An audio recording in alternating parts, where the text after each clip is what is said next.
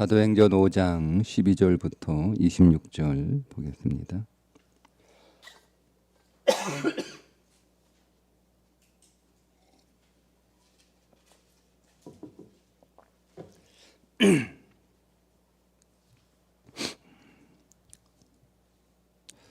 우리 함께 읽겠습니다.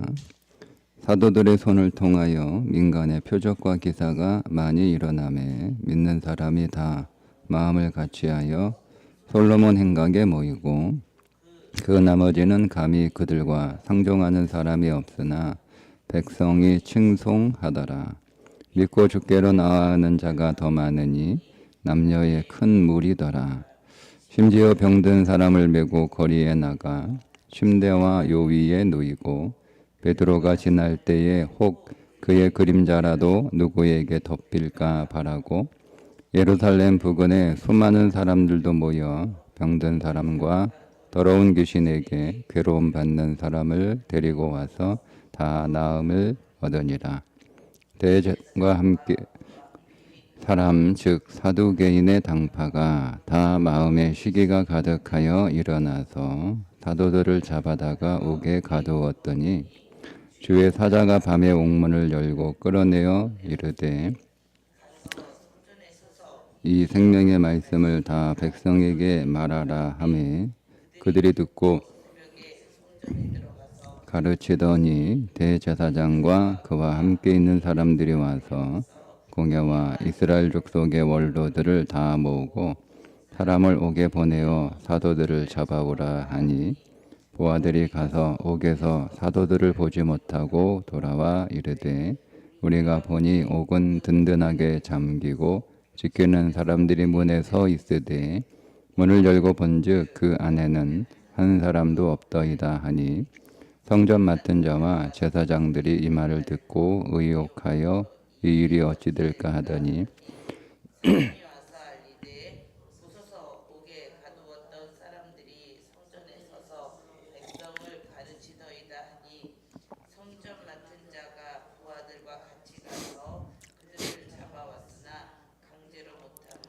백성들이 돌로 칠까 두려워함이더라. 아멘. 예루살렘 교회가 외부적으로 내부적으로 시련을 당했음에도 불구하고 오히려 더 크게 부흥하고 있다는 것을 말씀하는 내용입니다. 오늘 본문에 보면 예루살렘 교회의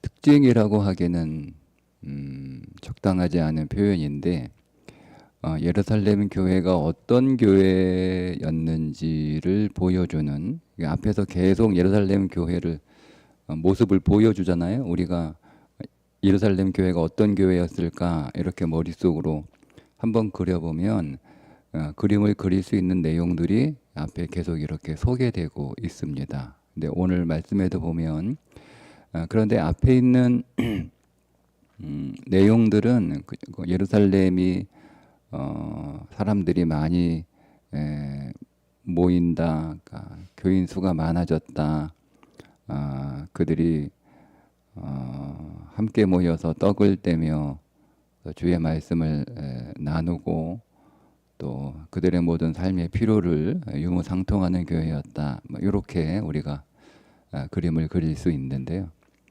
근데 그것보다 더 예루살렘 교회의 아주 중요한 앞에 있는 것들은 사실은 현재 오늘 우리 교회에 있을 수도 있고 없을 수도 있고 그렇거든요. 그렇죠? 네. 그런데 오늘 소개하고 있는 예루살렘 교회는 반드시 우리 교회 안에 있어야 되는 모습이라 말할 수 있는 그러니까 초대교회의 본질이 무엇인지를 그러니까 본 모습이 그들의 본 모습이 무엇인지를 그러니까 초대교회는 단순히 유무상통하는 것이 특징인 교회라고 말하기는 어려워요. 왜냐하면 그렇다면 지금도 그렇게 해야 되는데 그렇게 여러 가지 여건상 되지 않고 또 상황이 조금 다르니까. 그런데 오늘 소개하고 있는 예루살렘 교회는 반드시 지금의 교회도 그것을 갖추고 있어야 되는 아, 이게 초대교회의 모습이구나. 그러면 이것이 교회의 어떤 원형이구나. 교회가 이렇게 돼야 되구나라고 하는 것을 우리가 오늘 말씀에서 발견하게 되는데, 제가 12절과 13절을 연이어서 보겠습니다.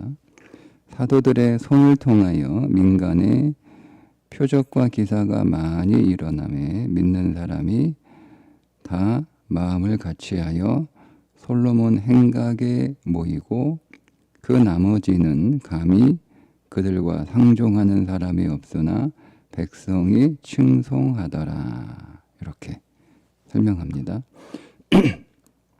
그러니까 13절에 보면 그 나머지는 감히 그들과 상종하는 사람이 없으나, 쉽게 얘기하면 많은 사람들이 솔로몬 행각에 모였는데 그 솔로몬 행각에 모이지 않았던, 거기에 나오지 않았던 사람들 가운데 그들이 나머지라고 할 수 있잖아요.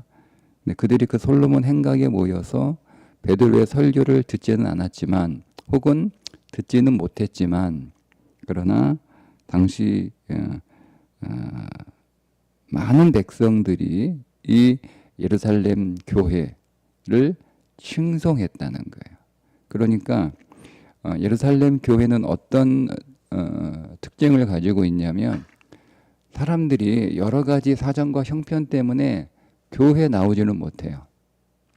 그런데 그렇게 교회에 나오지 못하는 사람들조차도 마음으로는 예루살렘 교회를 칭송했다는 거예요. 그러니까 사람들이 교회는 나오지 못해요. 여기에 그 나머지는 어떤 사람들인가, 여러 가지 이 나머지를 추정할 수 있는데,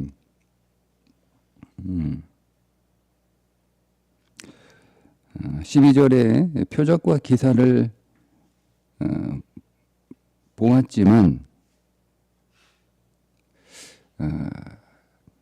여전히 불신의 마음을 가지고 있는 사람들일 수 있죠. 아니면 믿지는 않지만, 함께하지 못하지만 교회에 좋은 평가를 해주는 사람들, 그게 나머지가 누구인지 이렇게 저렇게 추정이 가능하지만, 그러나 맥락상 이 나머지는 교회에 나오지는 못하지만 여러 가지 이유 때문에 교회는 못 나오는데, 교회를 부정하거나 교회를 반대하거나 교회를 싫어하지는 않는 사람들. 그러니까 표적을 봤어요. 그래서 예수의 이름의 능력이 굉장하구나, 표적을 봤어요. 그런데 그래서 그것을 보고 예수의 이름의 능력을 깨닫고 교회에 나오고 싶은데, 이제 산헤드린에 있는 종교적인 지도자, 그들은 말씀드린 것처럼 사회적인 지도자들이잖아요. 성경에는 말씀하고 있지 않지만 여러 가지 그 상황들을 볼 때 경제적인 불이익이나 여러 가지 압박을 받을 수 있었을 것이다. 그래서 유무상통하는 일이 벌어졌다. 제가 어제 말씀을 드렸잖아요. 그러니까 교회 다니니까 직장도 못 나가고 사업도 안 되고 막 이러니까 사람들이 이제 겁이 날 거 아니에요. 그렇게 두려워서 교회는 나가고 싶은데 교회는 못 나가는 거예요. 그런데 마음으로는 교회를 칭송하는 거죠. 그리고 또 자기 형편상, 자기 삶의 어떤 상황상 나가고 싶은데 또 교회는 못 나가. 오늘날로 적용하면 그 당시에는 이제 주일날 모였을 테니까 그날 장사도 해야 되고 사업도 해야 되고 일도 해야 되고, 그러니까 못 나가. 그런데 마음에서는 교회를 칭송하는 거예요. 그러니까 여러분, 교회에 사람이 얼마나 많이 나오느냐, 여러분, 이건 것이 사실은 본질은 아니고요. 교회가 세상에서 어떤 평가를 받고 있느냐가 교회 본질인 거예요. 그러니까 예루살렘 교회는 박해를 많이 받았어요. 그렇지만 그 박해 안에서 교회는 단순히 수적으로 불어나는 것이 초대교회의 부흥이라고 보기보다는 더 본질적으로 그게 결과적으로 그렇게 되는 거지 그게 본질은 아니라는 거예요. 그러니까 우리가 부흥의 본질이 뭐냐? 다시 이 땅에 부흥이 일어나게 해달라고 기도할 때 우리가 생각하는 그 부흥이 뭐냐? 단순히 사람들이 교회에 많이 오는 거냐? 수적으로 한국 교회가 과거에 가졌던 그 양적 부흥을 하는 게 그게 부흥이냐라고 우리가 이 말씀을 통해서 질문할 수 있는 거예요. 초대교회의 부흥은 단순히 숫자적인 부흥만을 말하는 건 아니라는 거죠. 그것이 부흥의 기준은 아니었어요. 그것이 부흥의 본질은 아니었다는 거죠. 초대교회의 부흥의 본질은 뭐냐면 사람들로부터 칭송을 받았다는 거예요. 그러니까 교회가 부흥하는 것의 본질은 뭐냐면 사람들이 많이 모여서 숫자적으로 퍼지는 게 많이 하는 게 아니라 야, 저 교회는 큰 교회, 저 교회는 사람들이 많이 모이는 교회, 그렇다고 해서 그 교회가 부흥하는 교회다라고 말하기는 단정할 수는 없다는 거. 왜? 성경이 말하고 있는 부흥의 본질은 뭐냐면 사람들에게 칭송을 받는 교회가 사실은 건강한 교회고 그게 좋은 교회고 그게 부흥하는 교회, 그게 부흥이라는 거예요. 그런데 사람들이 여러 가지 형평상 교회에 나오지는 못했지만 그 교회를 칭송했던 이유가 뭘까라고 하는 거죠. 우리는 언뜻 생각하면 12절에 있는 말씀 때문에 교회에 표적과 기사가 많이 일어나서 사람들이 교회를 칭송했다 이렇게 우리가 볼 수 있는데요. 그건 아니에요. 그러면 여러분 우리가 사회로부터 좋은 표적, 좋은 평가를 받고 사람들이 칭송하는 교회가 되려면 막 우리 교회도 지금 시대의 교회도 막 표적은 사인이에요. 사인, 기사, 기적이죠. 표적과 기적 이런 것들이 여러분 많이 일어나야 심지어 사람들이 이렇게까지 얘기를 하잖아요. 15절에 보면 병든 사람을 메고 거리에 나가 침대와 요 위에 놓이고 베드로가 지나갈 때 혹 그의 그림자라도 누구에게 덮일까? 뭐 이런 정도가 돼야 그럼 교회가 부흥할 수 있느냐? 이런 정도가 돼야 교회가 부흥이냐라고 우리가 생각할 수 있다는 거예요. 사람들로부터 좋은 평가를 나오지는 못하는 나 하더라도 그 나오지 않는 사람들로부터도 나오는 사람은 당연히 교회를 좋게 평가하겠죠. 근데 지금은 나오는 사람도 교회를 좋게 평가하지 않잖아요. 그러니까 단순히 뭐 수적으로 뭐 교회가 많다고 해서 그게 부흥하는 교회라고 말하기는 어렵다는 거예요. 그러면 사람들이 많이 모이고 또 사람들로부터 칭송받는 교회가 되려면 12절의 말씀처럼 막 표적과 기사가 많이 일어나야 되냐. 그러니까 그렇게 초점을 맞출 수도 있죠. 근데 그건 아닌 거예요. 왜냐하면 이어지는 말씀 14절 말씀 때문에 그렇습니다. 이 14절의 말씀이 그래서 굉장히 중요한 말씀이에요. 근데 우리는 그냥 스쳐 지나가는 말씀으로 읽죠. 오히려 우리의 초점은 표적과 기사가 많이 일어났다. 베드로의 그림자가 혹시 이렇게 스쳐 지나가면 실제로 이제 낫기도 했어요. 그럼 이게 뭐냐? 여러분, 사람들이 얼마나 간절하면 사실 어떤 의미에서 미신적이잖아요.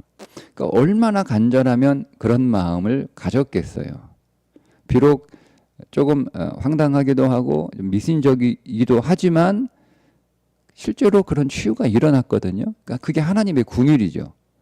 사람이 그릇된 좀 잘못된 좀 문제가 있는 그런 소원을 갖고 있다고 하더라도 어쨌든 간절함으로 그렇게 소원하니까 하나님이 궁의를 베풀어 주셔서 그렇게 응답하시는 경우가 있었다는 거죠. 그러니까 그럼 우리도 그런 일들이 일어나야 교회가 부흥하냐? 아닌 거예요. 우리가 주목해서 봐야 될 말씀은 14절입니다. 믿고 주께로 나아오는 자가 더 많으니 남녀의 큰 무리더라. 그러니까 초대교회는 두 가지 특징이 있었어요. 그러니까 오늘 우리 교회도 이 두 가지 특징이 교회의 본질이어야 되는 거예요. 첫 번째가 뭐냐면 믿고 주께로 나아오는 자가 더 많으니 이렇게 쓰고 있거든요. 그러니까 우리 이제 언뜻 보면 뭐 그렇게 크게 뭐 특징적이지 않은 표현 같은데 그 앞에서 4장이나 이렇게 4장 4절에 보면 이렇게 썼어요.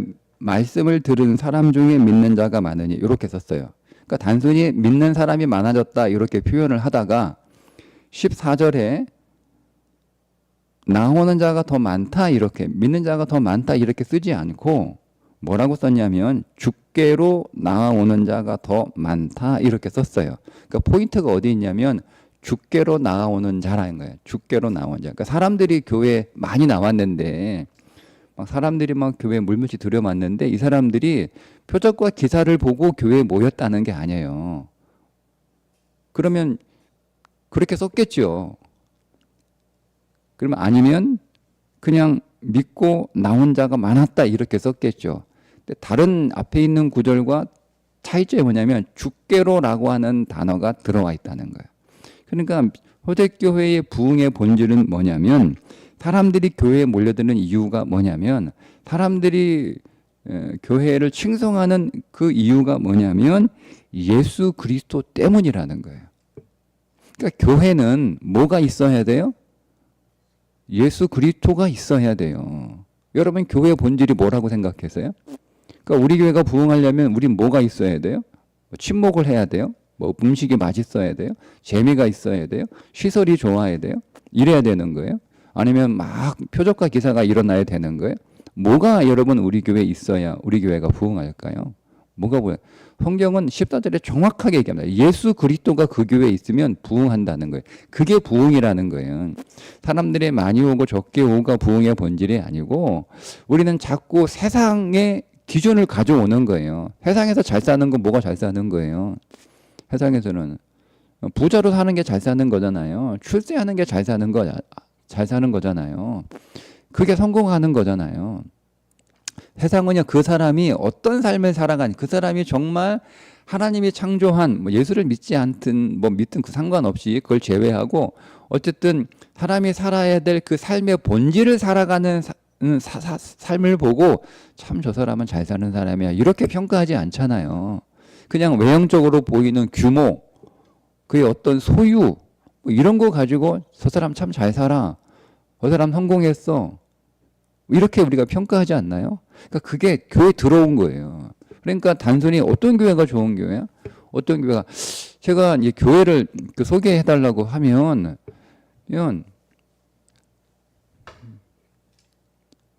그냥 저 역시도 그 주변에 있는 그냥 큰 교회 이렇게 소개해줘요.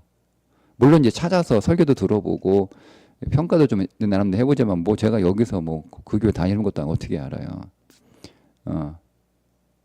근데 여러분 어떤 교회 만약 여러분들이 어느 교회를 선택해야 되는 뭐 상황이 생겼다면 여러분이 출석하고 여러분이 생활 교회의 기준이 뭔가요? 지금 이제 현대인들이 교회를 이제 옮기거나 교회를 정할 때 기준이 있어요. 뭔지 아세요? 자기 땅에 자기 건물인 교회. 두 번째, 빛이 없는 교회. 세 번째, 사람들이 많은 교회예요. 특징이 뭐죠? 책임지지 않는 거예요. 가서 그냥 예배만 드리고 오는 거예요. 자기 땅에 자기 건물, 뭐 상가 뭐 이렇게 있으면 부담되잖아요. 언젠가 교회 이제 짓자고 할 테고. 그러면 땅 사자고 그러면 내가 그 짓자고 그러면 또 건축공금 해야 되니까 다니면서 안 할 수 없고. 그러니까 자기 땅에 자기 건물이 있는 교회를 선택을 해요. 두 번째, 빚이 없는 교회. 오면서 빚이 있나 찾아봐요. 주부에. 예, 뭐 약정 헌금이 있고 뭐 건축헌금 있으면 이 교회는 이제 건축할 교회구나. 안 가는 거예요. 이 교회는 건축했는데 그 건물은 새 건물인데 건축한 거 보니까 아직 이 교회는 빚이 많구나. 그러니까 안 가는 거예요. 제외시키는 거예요. 사람이 많은 교회. 왜냐하면 사람이 얼마 없으면 자기가 눈에 띄잖아요. 그럼 와서 말 걸고 뭐 또 뭐 일도 시키고 그러니까 그냥 예배만 드리고 갈 수 있는 게 그 시설의 어떤 여러 가지 장점들을 이용하고 주차장 넓고 차 대기 편하고 그리고 지금 보면 교회도 쾌적하고 여름에 시원하고 겨울 따뜻하고 여러 가지 편의 시설도 있고 뭐 엘리베이터도 있고 카페도 있고 뭐 이러고, 뭐 애들도 막 공간이 있어서 애들도 프로그램 잘 가르쳐주고, 애들 좋아하는 거, 막 자판기도 많고, 막 가니까 막 교회 가니까 막 먹을 것도 공짜로 막 주고, 마음대로 먹을 수 있고, 카페도 있고, 커피도 맛있고, 교회 밥도 맛있게 주고, 이런 거 찾는 거예요. 그게 좋은 교회 아니에요, 여러분. 종교 생활 하시려면 그렇게 하시면 돼요. 그러니까 여러분들이 교회를 정할 때 그 교회에 복음이 있는가를 보셔야 되는 거예요. 복음이 있는가. 설교할 때 예수님 얘기 몇 번 하는가. 그 세보세요. 그게 여러분, 그게 건강하고 온전한 교회예요. 우리가 예수님 믿으려고 교회 가는 거지. 무슨 뭐 종교, 그 문화생활 하려고 교회 가는 건 아니잖아요. 그러니까 종교 문화생활 할 사람들은 그런 교회 찾으면 되는 거예요. 그런 교회. 예. 그러니까 본질은 뭐예요? 초대교회는 뭐가 있었다는 거예요? 예수 그리스도가 있었다는 거예요. 근데 그 예수 그리스도가 앞에는 뭐라고 나오냐? 나사렛 예수 그리스도라 나오잖아요. 사람들이 저평가하고, 사람들이 무시하고, 사람들이 하찮게 여기고, 사람들이 놀렸던 나사렛, 그걸 붙이잖아요. 그 앞에다가 예수 그리스도 앞에다가. 이게 어울리는 단어가, 나사렛과 그리스도는 어울리는 단어가 아니에요. 그리스도는 영광의 단어잖아요. 나사렛은요, 부끄러운 단어예요. 너 나사렛 사람, 나사렛 출신 뭐 이렇게 부끄러운 거잖아요. 부끄러운 거잖아요. 그런 거예요. 근데 이걸 붙이잖아요. 베드로가 설교할 때 나사렛 예수 그리스도 이름으로 일어나 걸어라. 너희가 못 박았던, 베드로가 설교할 때요. 오늘 본문인가요? 나무라는 단어를 써요. 십자가라는 단어를 안 써요. 나무. 이게 저주라는 뜻이거든요. 너희가 저주했던, 너희가 저주하여, 너희가 저주라고 여기고, 너희가 저주라고 그렇게 단정지었던 그 예수 이렇게 얘기하거든요.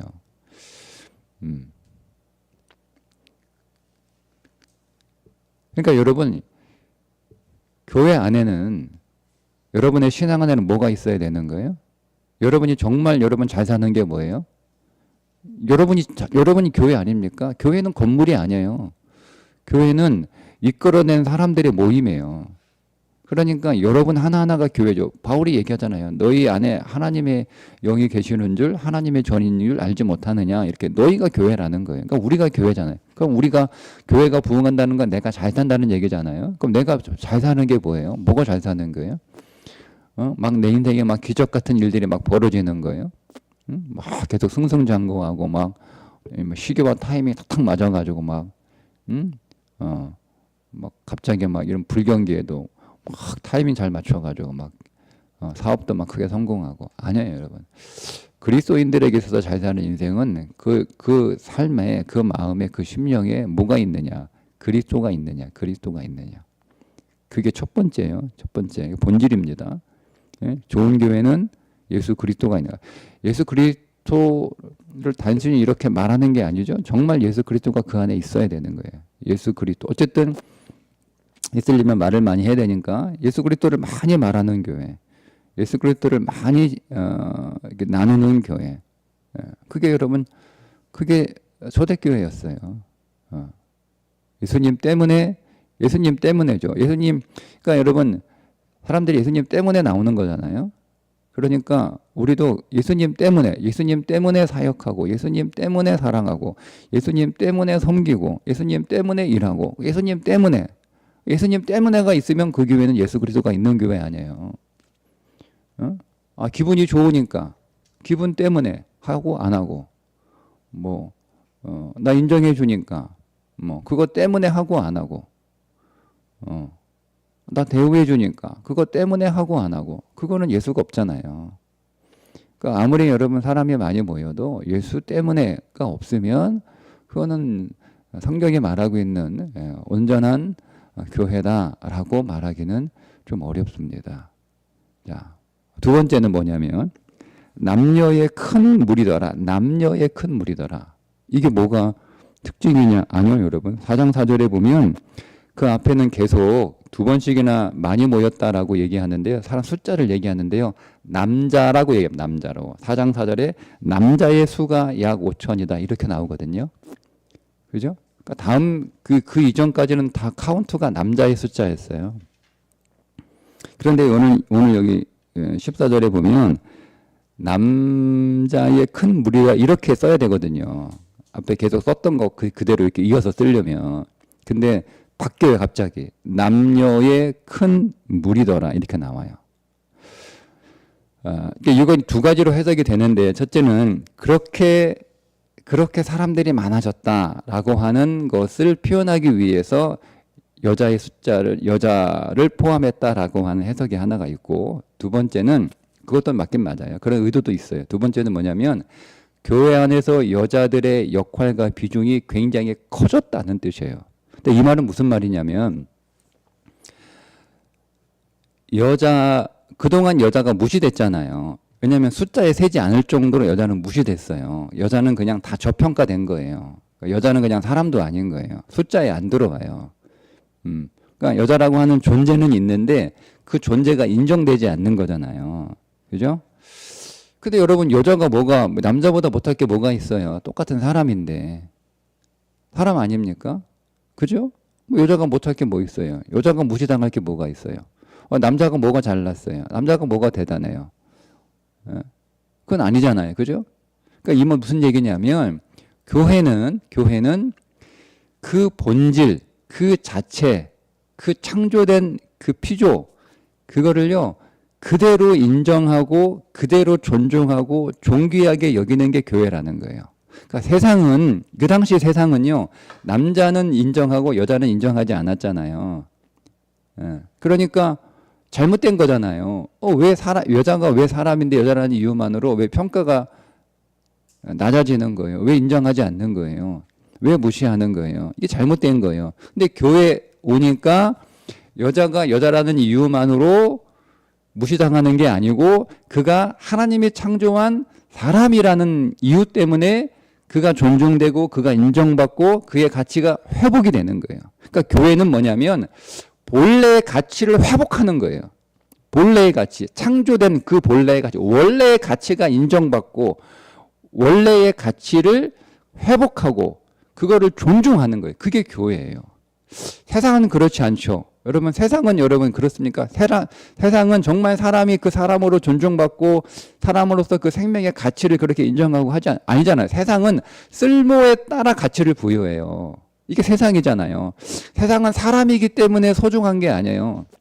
세상은 사람이기 때문에 존중하는 게 아니에요. 여러분, 세상에 결혼이라고 하는 것, 여러분 존중합니까? 아니잖아요. 그죠? 그러니까 내가 부부라는 결혼, 가정이라는 것이 여러분 세상에서 그렇게 존중받나요? 아니잖아요. 그죠? 세상은 어떤 쓸모에 따라 평가를 하는 거, 이게 세상이에요. 그러면 그게 교회 안에 들어오면 그 교회는 성경적 교회가 아니에요. 교회는 어떤 것을 가치를 부여할 때 이 가치가 쓸모가 있느냐, 역할이 있느냐, 내게 유익이 되느냐, 이런 게 아니라 그게 하나님이 창조한 그 본래의 가치, 그걸 그대로 인정하는 거예요. 그대로 인정하는 거예요. 교회는. 세상은 아니잖아요. 세상은 거꾸로 가거든요. 하나님이 좋아하고 하나님 인정하는 건 세상은 무시하고요. 하나님이 저평가하고 안 된다는 건 세상은 그거를 되게 좋게 얘기하는, 동성애 이런 것들이잖아요. 질서를 무너뜨리고 권위를 무너뜨리고. 하나님은 질서를 굉장히 중요하게 생각하세요. 예. 근데 세상은 그 질서를 무너뜨려요. 그죠? 세상은 남녀의 구분을 정확하게 하고 있어요. 예? 그러니까 하나님은. 근데 세상은 이거 없애버리잖아요. 성경이 말하는 가정은 정확해요. 근데 세상이 말하는 가정, 이제는 가정이 꼭 전통적인 가정은 아니다. 다양한 가정이 있다. 다양한 부부가 있다. 이렇게 얘기하잖아요. 그죠? 예. 아니에요. 성경은, 교회는 그런 세상에서 하나님이 창조하고 하나님이 정한 그것을 고수하고 지키고 그거를 존중하고 그거를 존귀히 여기고 그거를 가치 있게 여기는 거예요. 그게 교회예요. 그래서 여기가 남녀의 큰 무리가 모였다라고 하는 말씀의 의미예요. 그러니까 초대교회 특징은 두 개인 거예요. 두 개. 그러니까 오늘 이 14절 이 사도행전 5장의 말씀에 의하면 초대교회는 특징이, 첫째는 예수 그리스도가 있었다는 거예요. 예수님 때문에 사람들이 모인 거. 기적 때문에 모인 게 아니에요. 표적 때문에 모인 게 아니에요. 여러분 오해하지 마세요. 예수님 때문에 모인 거예요. 예수님 때문에. 두 번째, 교회 오면 제대로 가치를 평가받아요. 교회 오면 제대로. 세상에 가면 나를 존재로 인정해 주지 않고, 그러니까 내가 가진 것 가지고 내 직업이 뭐냐, 내 소유가 얼마냐, 내가 학교 어디 나왔냐, 뭐 이런 거 가지고 내 외모가 어떠냐, 이런 거 가지고 나를 평가해요.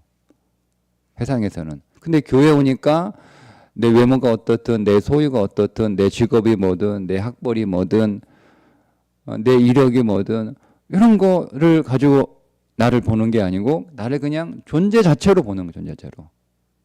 저 사람이 성품이 어떤가, 예수님 얼마나 많이 닮았는가, 저 사람이 정말 정직하게 인생을 살아가는가, 이런 거 가지고 보는 거예요. 이런 거 가지고. 그게 교회란 말이에요. 그게 교회. 그러니까 우리가 회복해야 될 초대교회가 그럼 뭐예요? 자꾸 초대교회로 돌아가죠. 근데 어디로 돌아가는? 뭐 기적과 표적이 많은 교회로 돌아가자는 거예요. 아니면 유무상통하는 교회로 돌아가자는 거예요. 아니면 사람들이 막 벌떼처럼 모여드는 교회로 돌아가자는 거. 무슨 교회로 가는 거예요? 초대교회는 핍박받는 교회였어요, 여러분. 예. 비난이 아니고 핍박받는 교회, 핍박받는 교회. 예. 핍박을 받았지만 칭송받는 교회였단 말이에요. 그럼 우리 핍박받아야죠. 초대교회 돌아가자면. 근데 그건 또 싫어. 아니에요, 여러분. 초대교회는 두 가지예요. 예수가 있는 교회예요. 예수 그리스도 때문에 사람들이 모였어. 그러니까 우리가 초대교회로 돌아가고 우리가 다시 부흥하려면 우리도 예수님 때문에가 있어야 되는 거야. 예수님 때문에. 예수님 때문에 교회 나오는 거야. 예수님 때문에 우리가 교회를 섬기는 거야. 예수님 때문에 사랑하는 거야. 예수님 때문에 나오는 교회, 이 초대교회예요. 두 번째, 그 창조의 그 가치대로 평가받는 교회. 그러니까 세상의 풍조를 따르지 않아요. 성경의 기준으로, 말씀의 기준으로 사는 교회. 그게 초대교회였습니다. 그럼 우리의 기도도 분명해져야겠죠? 하나님, 그 외의 표적과 기사는요, 그냥 상황에 따라 있을 수도 있고 없을 수도 있고 한 거예요. 그거는 그냥 상황에 따라 있을 수도 있죠, 없을 수도 있죠. 그게 꼭 있어야 뭐 교회입니까? 그게 꼭 있어야 진짜 교회입니까? 그러니까 사람들이 성경과 진리 말씀에 대해서 문외하고 잘 알지 못하니까 그냥 자기 욕망을 말씀에 투여해서 초대교회는 진짜 교회는 표적과 기사가 많아. 그래서 그런 교회로 막 몰려가잖아요. 우리 한때 그랬잖아요. 그게 진짜 말씀을 설교하는 건지 진리를 설교하는 건지 이런 건 안 따져보고 그냥 막 병자가 막 벌떡벌떡 일어나고 막 이러면 막 이렇게 일어나고 지금도 그렇게 하는 이상한 인간 하나 있는데 뭐 병자 일으키고 뭐 이런 거 부르부르 떨고 뭐 이렇게 그럼 오 이러거든. 여러분 속지 마세요.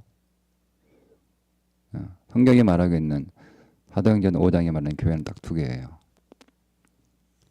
예수가 있는 교회. 그리고 성경의 가치를 인정하고 존중하고 그것이 회복된 교회. 그게 초대교회였어요. 우리도 그런 교회이어야 돼요. 내 삶이 그러한 삶이어야 돼요. 예수님 때문에 사는 인생. 여러분 왜 일합니까? 왜 돈을 법니까? 예수님 때문에 일하고 예수님 때문에 돈 벌고 예수님 때문에 공부하고 예수님 때문에 살아가는 인생. 이게 본질이에요. 오늘 우리 인생은 진정한 가치, 가정의 가치, 결혼의 가치, 사람에 대한 가치, 사랑에 대한 가치, 약속에 대한 가치, 책임에 대한 가치, 이런 가치, 성경적 가치, 그 가치를 내 인생의 기준으로 삼아서 그거를 지키고 그것을 살아가는 인생, 그게 잘 사는 인생이에요. 속지 마세요. 속지 마세요. 그러니까 우리가 하나님 앞에 그러면 두 가지 질문하시겠죠? 하나님이 너 어떻게 살았어? 너 뭐 때문에 살았어? 너 뭐 때문에 그렇게 열심히 뛰었어? 물어보실 거 아니에요. 돈 때문에 열심히 살았어요. 그럼 여러분 점수 많이 못 받아요. 저 예수님 때문에 살았습니다. 예수님 때문에. 예수님이 내 삶의 이유와 목적이었습니다. 그리고 정답. 너 실제로 그렇게 살았네. 네. 네 인생에 소중한 게 뭐야? 성경의 가치입니다. 성경의 기준입니다. 그게 제 모든 선택의 기준이었습니다. 그러면 또 잘 살았네 이거예요.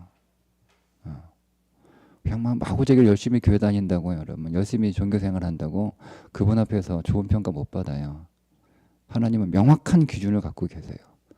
그 기준에 맞는 인생, 그 기준에 맞는 교회 되기 위해서 우리가 더 깨어있고 우리가 더 믿음으로 경주할 수 있는 그런 교회, 그런 여러분의 인생 되기를 주님의 이름으로 축복합니다.